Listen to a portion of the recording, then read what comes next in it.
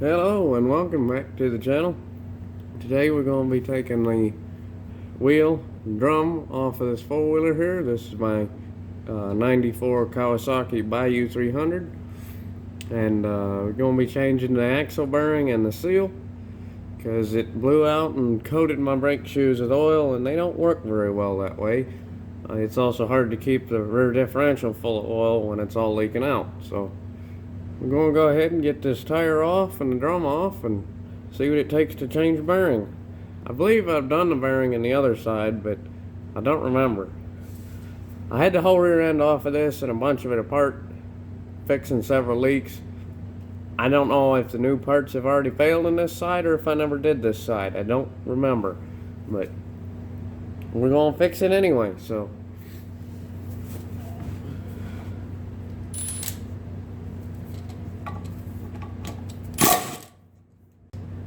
Just had a new set of tires on this too.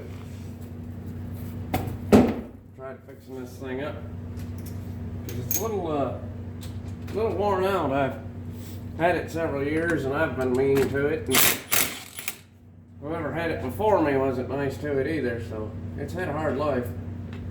I rebuilt the top end on it not long ago, and like I said, I fixed several things in this rear end that are obviously bad again. Come on, Mr. Drum. There we go. Got rust in my drum from where I washed it out and didn't have any shoes. That'd be alright. Ain't bad. Right there, I don't know if you can... Yeah, that's what's wrong. I don't know if you can see that axle moving up and down, but that's like an 1/8 inch of play in that bearing. That's not good.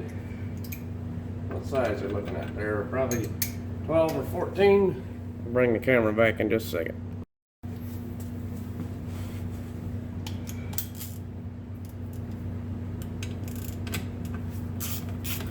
Found my size. They are 14 millimeter. In case anybody's doing this, using this video as a how-to, which I don't really recommend because I don't know that I'm doing it right, but these are 14 millimeter bolts, so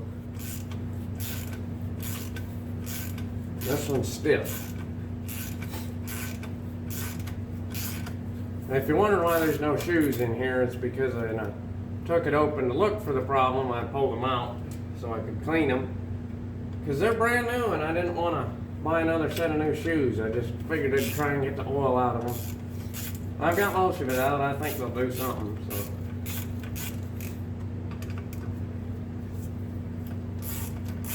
Try and save a brand new set of shoes instead of having to buy another brand new set. That, and in case this does it again, I don't ruin another set of shoes.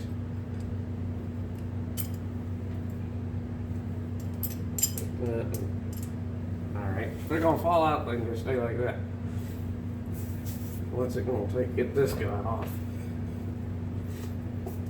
A little persuasion. Off it comes. Sweet. That needs washed out some more with more brake cleaner. Yeah, that ain't good. The axle's all over the place.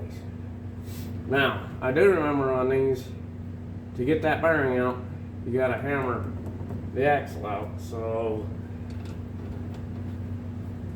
if I put this up on there, hang on. If I put the big washer on behind it and thread this nut up on there, give me something to pull on. Now, I'm sure this would be best done with a slide hammer, but do it with a regular hammer. Start with the rubber one.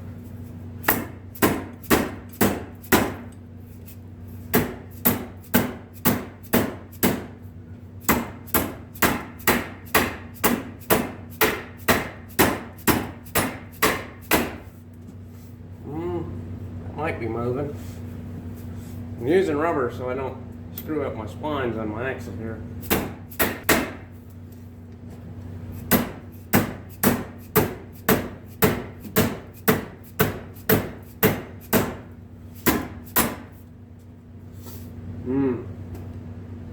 Ain't working. Alright, I'm back. I dug around in my tool stash and found this. It's a slide hammer vice grip. Find out if this works. Let's set that loose, it ain't going to.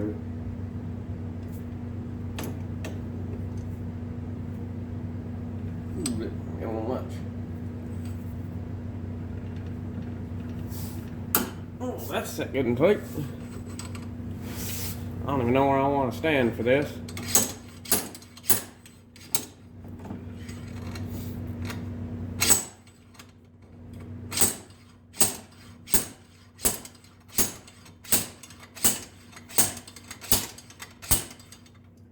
I think it's working.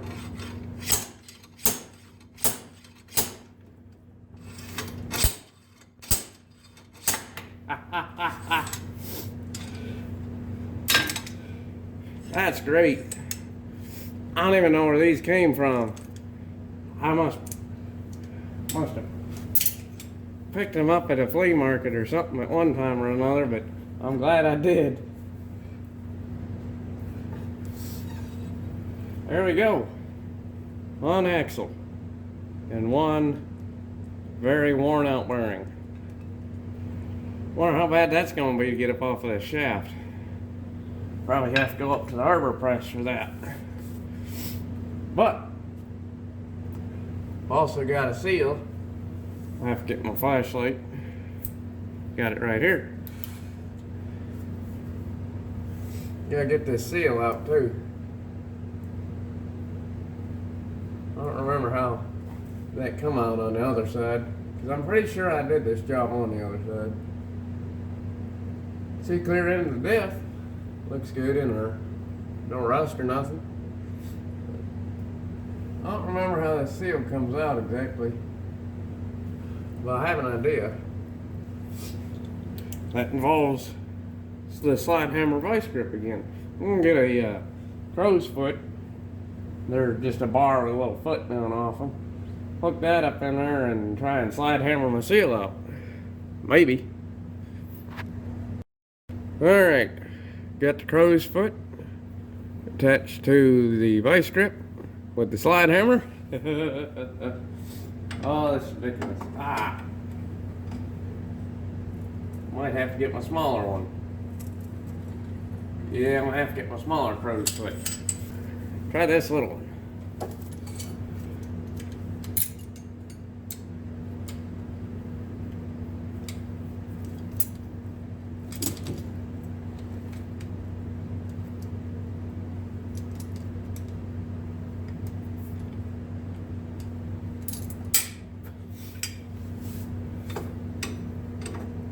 Yeah, that's better.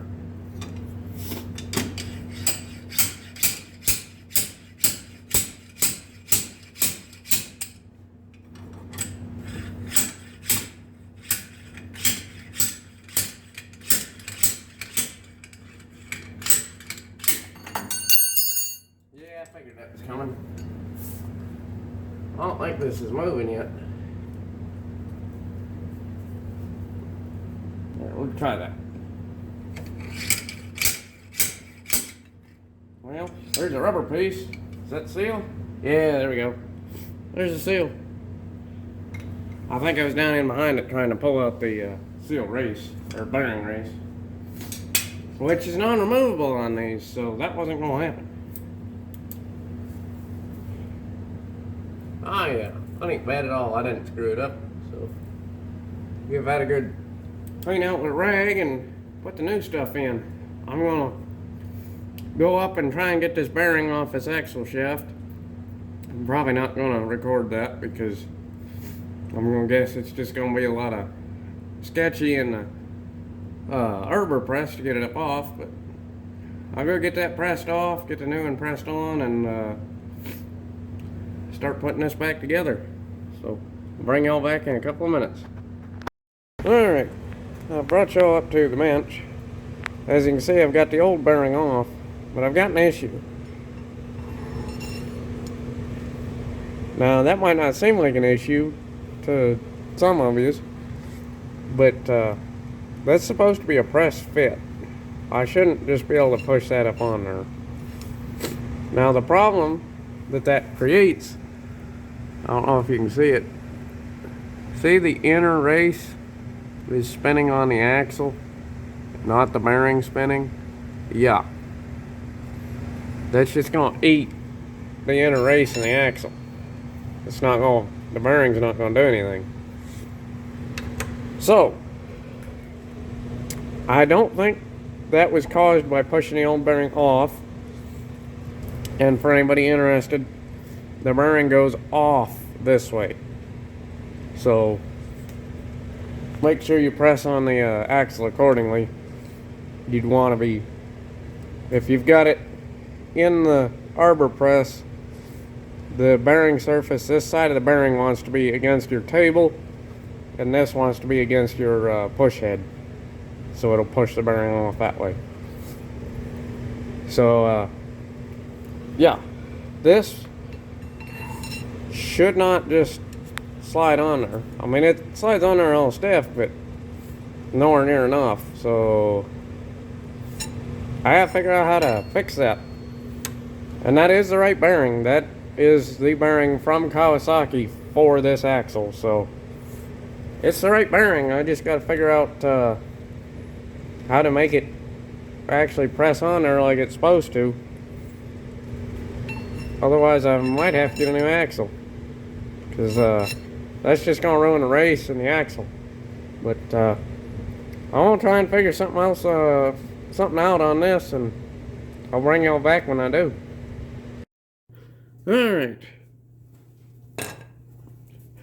Have the bearing on the axle now. As you can see, it stays on there. I went up in the lathe and did some knurling on the axle shaft. You can actually see just a little bit of it, maybe.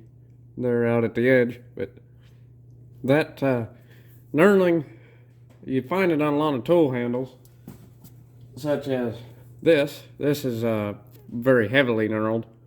You can see that pattern in it.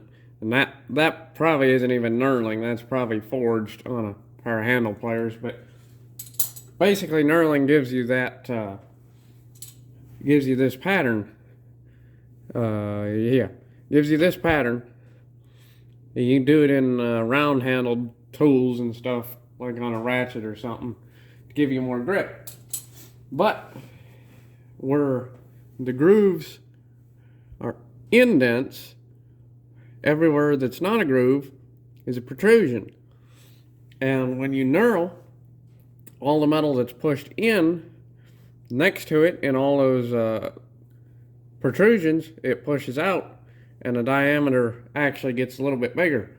So since my bearing was very close, knurling it actually swelled the overall diameter where the grooves aren't at and made it so it was tighter. So basically, knurling made the shaft a little bigger, so the bearing went on it snugger. I had to actually, I put this up against a block and hammer it on the axle to get it to go on. So probably not the press fit it's supposed to have, but a hell of a lot better than the drop-on fit it did have. So improved. What's Junkyard Digs always say? I don't know if it's fixed, but it's different. Something like that. I don't know if it's fixed, but it's better.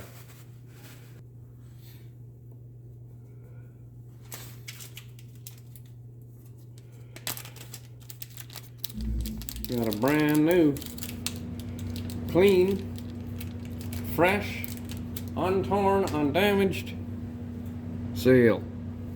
Don't know how the light's shining on that, but brand new. Straight from Kawasaki. Do a comparison. The one I pulled out. They look about the same to me. So let's see, that would want to go in this way. I'm going to reach in here and get just a little oil. Yeah, not enough oil in there. I'm gonna get just a little bit of grease to put on the outside of this so I don't tear it putting it in. I don't know if you can see it, but I got some grease on it. Yeah, I think you can right there. It's not a bad idea to grease the outside so it'll go in the housing easier, and also to grease the inside lip where it's going to be riding on the axle. That way it doesn't start off dry. Of course, as the four-wheeler tips around, gear oil will come up against it every now and again and keep it lubricated, but you gotta make sure for the first little bit that it's not dry, or it might just ruin it. And then you'll be back to square one. A bad seal. Go ahead and use our close to size socket.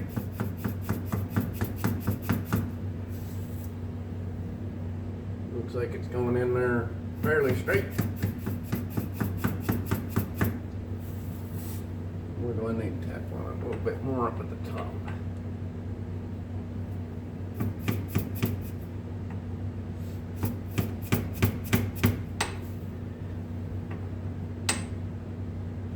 Slow and steady wins the race.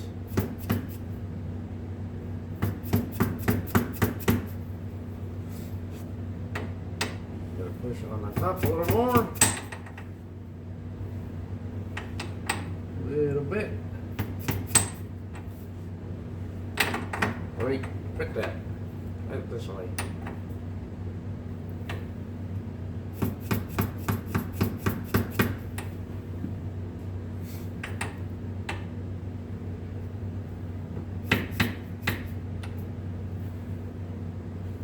Come on now, I just don't want a seat at the top. Just don't quite want a seat.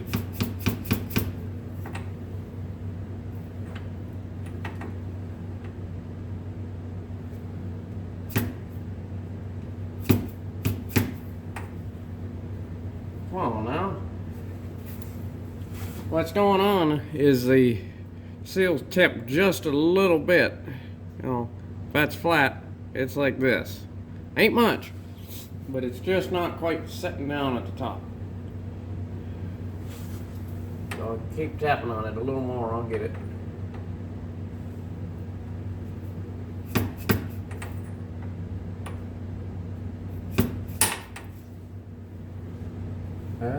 That's got it, I think. Make sure it's seated.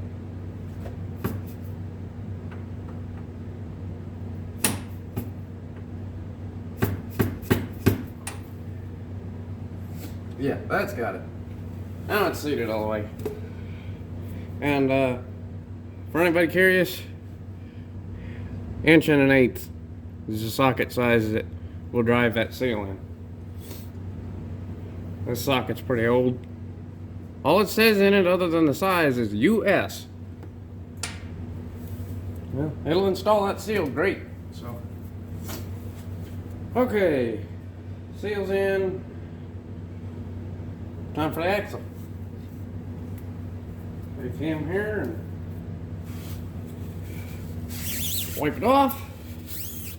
Make sure it's all clean. Make sure the spines are clean. Looks good to me. Go ahead and easy on that seal. Don't want to tear it or ruin it.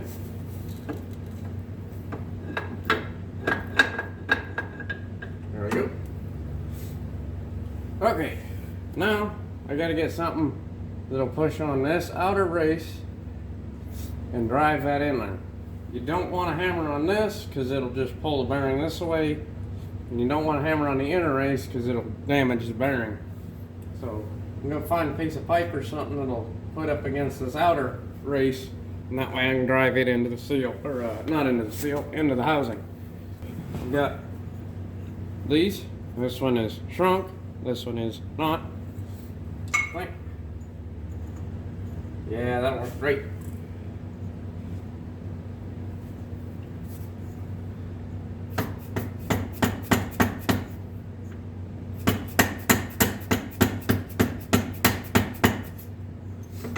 Going in straight, looks like it.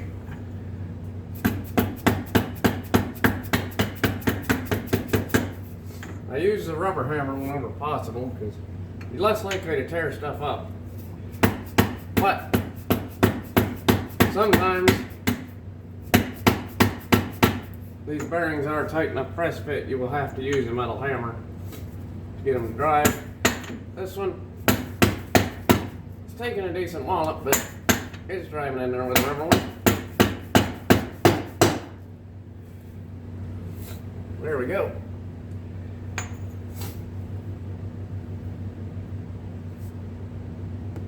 Huh.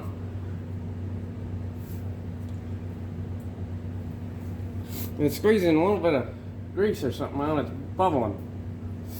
That's interesting. I don't think I've ever seen a bearing do that. It's probably the quality of my knurl not being quite right, but yeah, it's better than it was.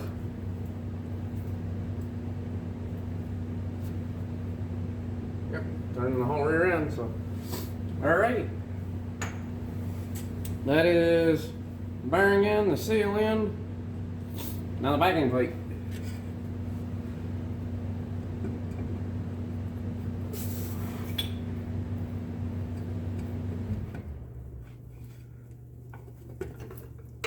Wait, four-wheeler's running away.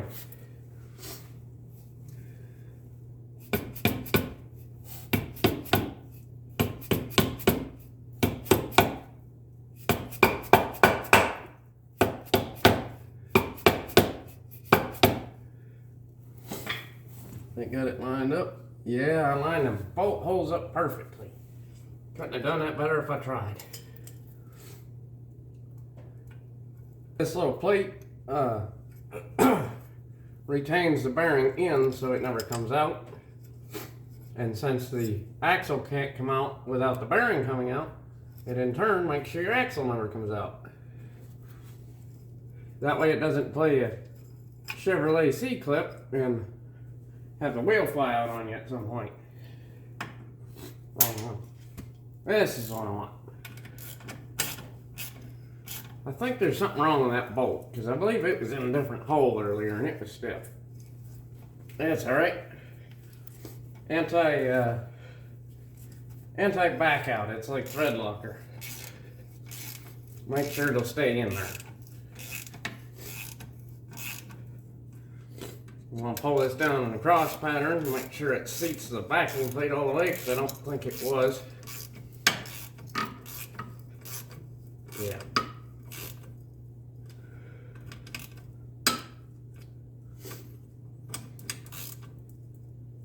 I always hate that clicking when you're seating down something that's cast, because every time it clicks I think it's about to break. But it's not.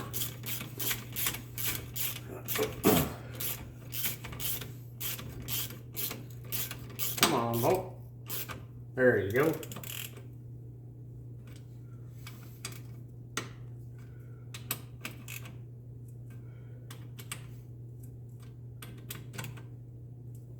Alright, 4 tight bolts. Backing plate is on. Make sure you cock that right when you put it on. I've made that mistake before. Had my shoes pins down here and the pivot up here, and that don't work. Can't get the cables or nothing on it, so. It looks to be seated. So, next thing for me to do is to get the frickin' these guys brake shoes up on there. Unfortunately, that's kind of a difficult job on these, because for some reason the brake shoes or the springs they put in them are the stiffest brake springs I think I've ever had on anything. I think they're stiffer than car drum brake. And no matter how much I wipe and spray and clean these frickin' things, they always got grease on them. Make sure if you ever do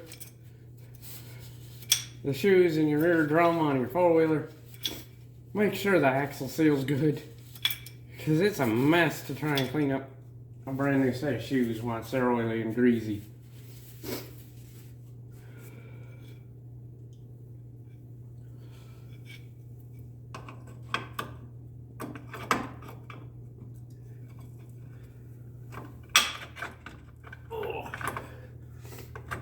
There we go. There we go. Thinking about it. Ow. I figured that was going to happen.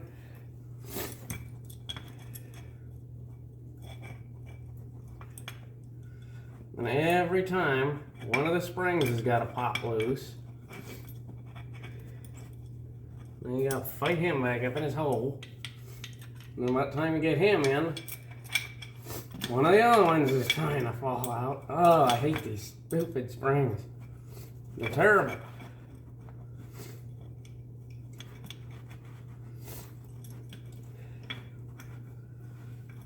And I found it's really no easier to try hooking them up once the shoes are in, so I'll try to do it with them off. Try and make sure that's seated a little better this time.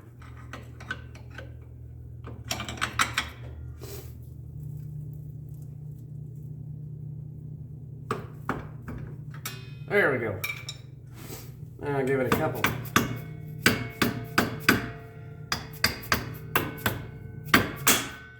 Bingo.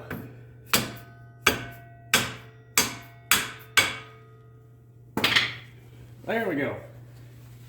Shoes installed. I don't know why these shoes always got to be so stiff and so fighty, but they're on. This is your shoe retainer. Putting this on over here. Then you take your little seat clips, or yeah, seat clips. That's what they are. You put them up on there. Take your pliers here. Get them up on. There we are. One clip in. Do the same thing. Two clips in. Go ahead and give them a little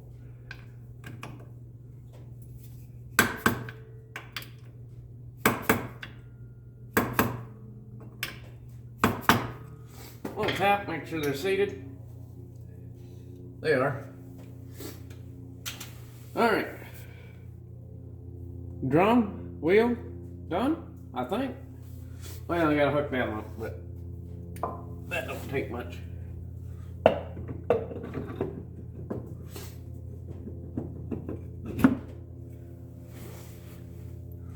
This washer's seen better days, but it still works. So, in immeasurable genius, I left the nut all the way up in the other building by the arbor press. So, went all the way up there and got it, but I got him now. Spin him up on there.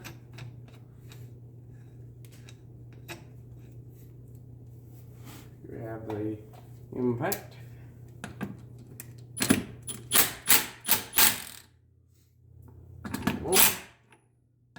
More. Right there. I don't want to go real tight on that, but go till the first cotter pin hole lines up. Try and put Mr. Cotter pin in.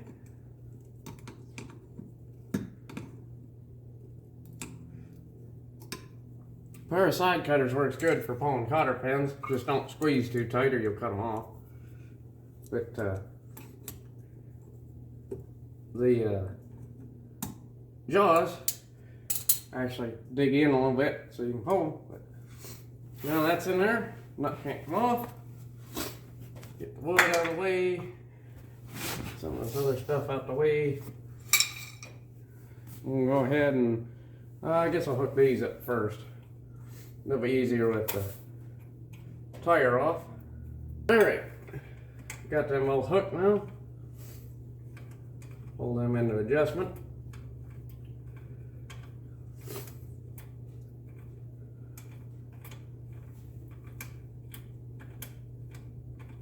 Yeah, that's starting to drag, so turn them off one turn. I don't have to fiddle with them more after I get it back together and ride it, because it'll rub the oil and everything out of the shoes and whatnot. But that should have been close. Get the rear wheel back up on. And lug nuts on it.